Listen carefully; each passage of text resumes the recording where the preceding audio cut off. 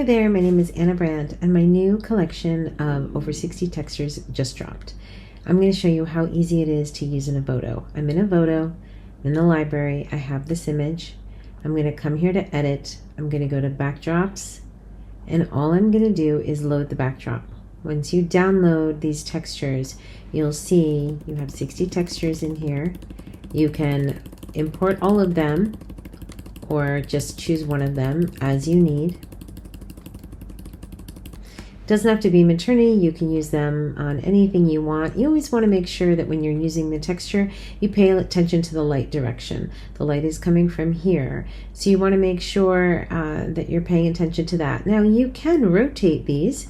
You'll have the images as a download, so if the light is coming from the right or from a different direction, just rotate it in Photoshop before you import it into Evoto.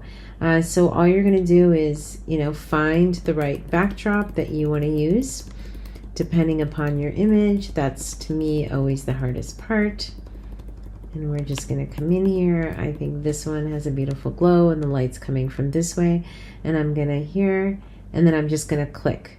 Once you do that, you scroll down, you can adjust the opacity as you wish, you can adjust the size, you can go vertical, you can go horizontal, and then you definitely want to do AI retain shadows to make sure. That's super important.